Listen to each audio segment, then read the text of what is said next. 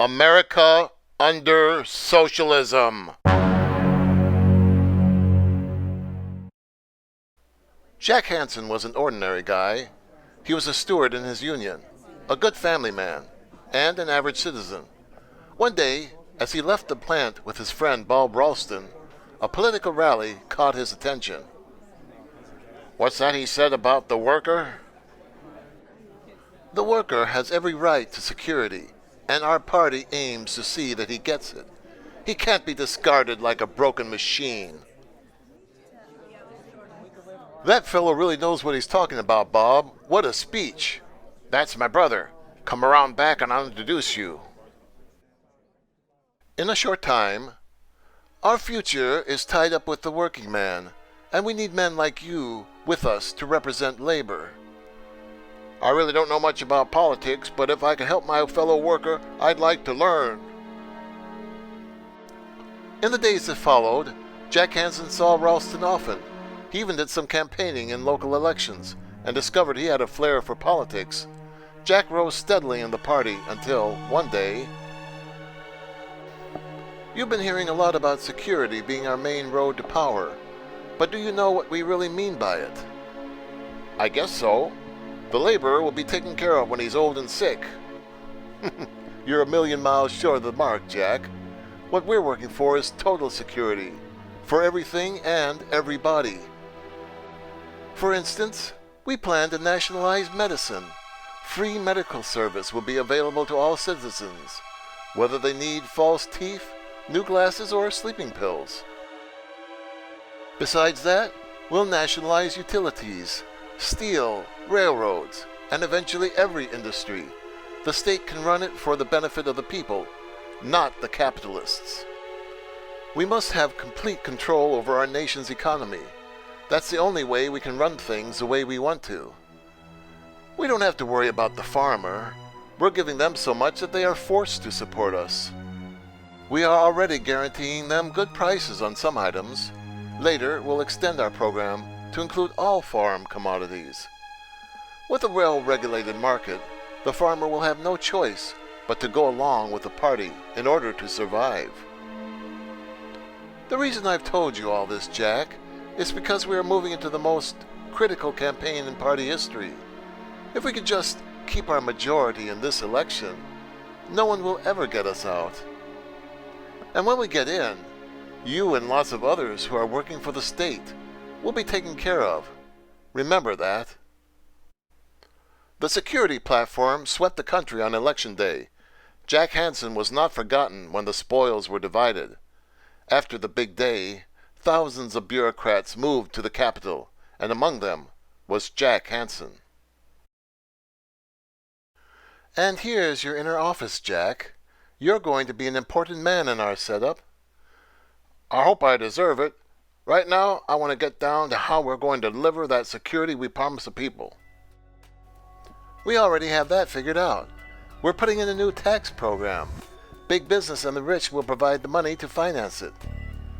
"But what am I supposed to be doing here? What's my job?" "Frankly, I don't know yet. But just stay for a while. I'll figure out something. Meantime, just be comfortable." The new tax program. Industrial taxes near 100%. Industries forced to close. As our new tax program forces industry to close up, we take over control. It's foolproof. Things went smoothly for a while as they gradually began to take over industry. Hansen was given a number of small jobs in the labor department. And then one day, "Jack, we're having a little trouble in one of our steel mills. Would you like to come with me and look it over?" "I sure would." "Nothing serious, but with the government going into so many new businesses, we have flare-ups." "Sure, I get it. Growing pains." "Strike. No raise. No work. The government can pay more." "They won't go back to work for anything less than $1 an hour increase." "It's unheard of." "And they won't leave the plant either." Later, "I'll fix those rats. Just wait and see. But George, they have you over a barrel. They do have the upper hand right now. Not only that, but if I raise their pay, I'll have to go right down the line in the whole industry. I'll do it though. But just wait. My turn is coming, and I'll make them pay for this. And you can quote me that the secret in our party's success in labor relations is this: give the worker what he deserves. He knows his needs and what he's entitled to. You are entitled to the raise you demand, and I promise it will be in your next pay envelope. Hooray! On the way home, labor is really a minor problem anyway. It's the farm program that bothers the party more than anything right now. How is that? I thought farmers were more prosperous than ever before. Too prosperous. Every time we cut acreage, the farmers figure out some way to increase the yield on smaller fields. It's ridiculous. In order to keep prices up, we have to buy what they produce and pay for what they don't produce too. Nobody wins but the farmers. Oh well, that won't last long. You can't stop now. You promised. Oh, hang the promises. We're in the saddle now. Things are different. But speaking of promises, we really kept the letter of our promise on socialized medicine. I wonder about that. Doctors are still mad about it, and medical service is poorer than ever. Yes, but you don't hear too many complaints from the workers, do you? No, they keep thinking the service will get better. That's just the point. They still think we're the party that's going to give them something for nothing. They'll vote for us again. And don't forget, we have more votes than the Medical Association.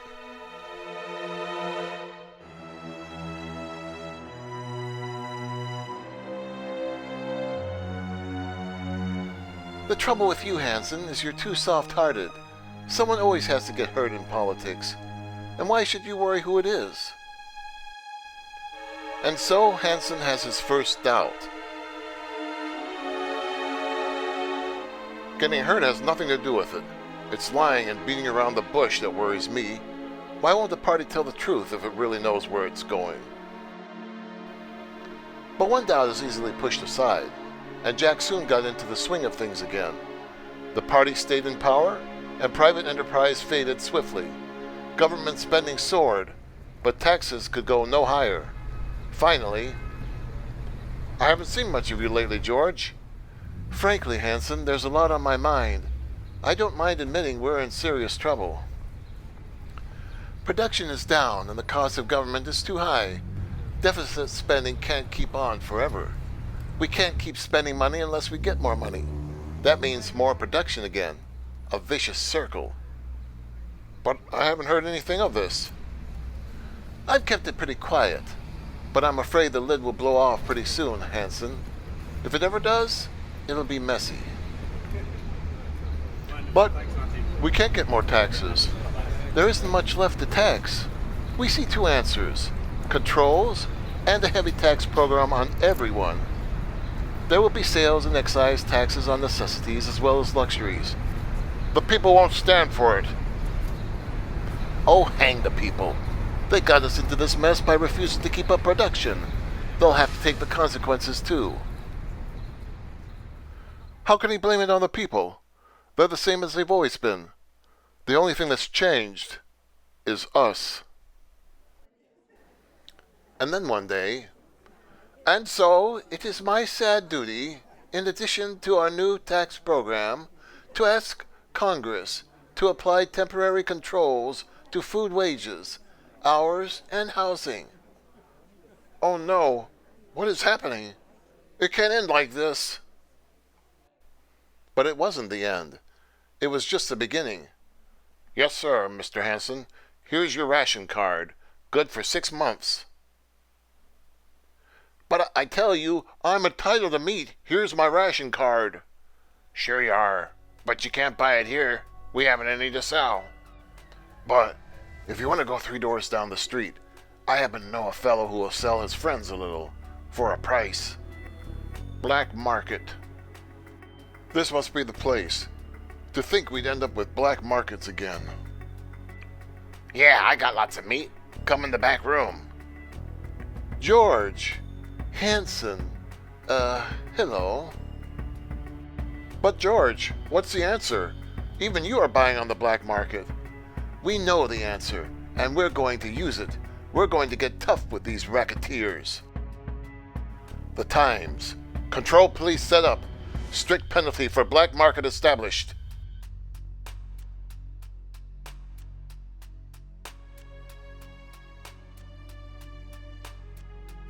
Control police. This is going too far.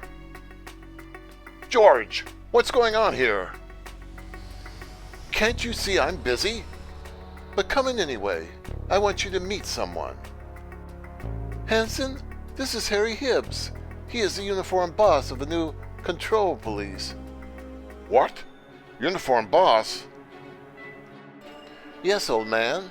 I am the real head, though Hibbs takes his orders from me. Now, sit down while I finish briefing Hibbs about his work. Yes? Now, don't forget, you pick up Senator Binder immediately and hold him till I can figure out a charge. No one is going to get in our way, and that goes for senators too. But that man, that uniform, how'd you do it so fast? It only seems fast. We've known for a long time it would come to this. We've been prepared. But the newspapers haven't said a word about it. Of course not. We controlled them a long time ago. Every time one criticized us, we put it out of business. The public is in the dark about a lot of things.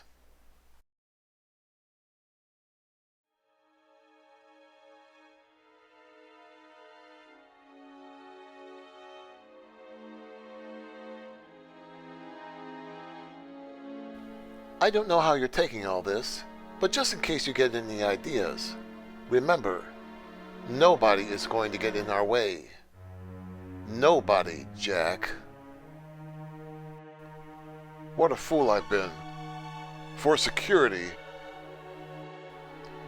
But Hanson was not the only one who was waking up.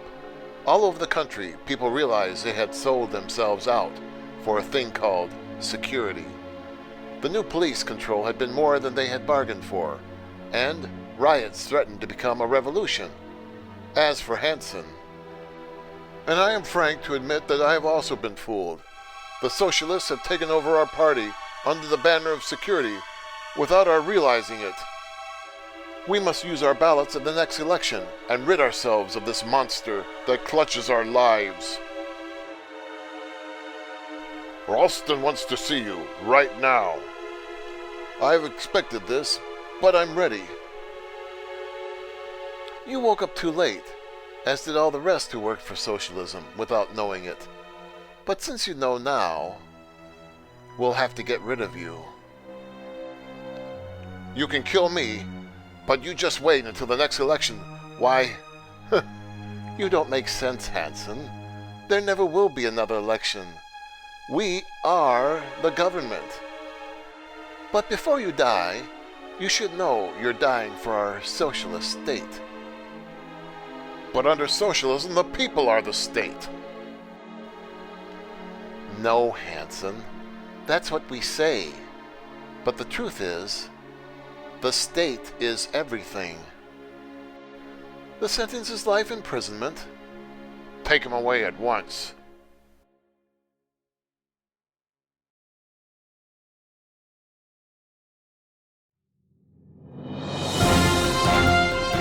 You must decide. America Under Socialism is published for one purpose, to give you a picture of what America might be like under socialism.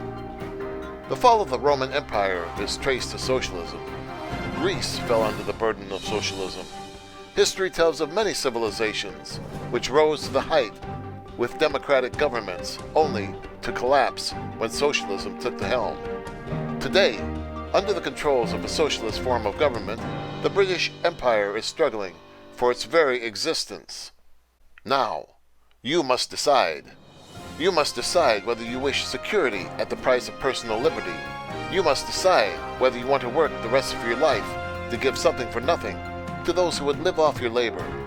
Today, with few socialist ideas in effect, it is estimated that you are giving away 1 out of every 3 days' salary. Under full socialism, your personal taxes would be many times greater. Our greatest menace in this country today is not communism. It is socialism by degrees, creeping socialism. Communism cannot succeed unless we first adopt socialism. Just think of this. Never in the history of the world has any country started down the road to socialism and then recognized its danger in time to regain its democracy. America still has its chance. You must decide.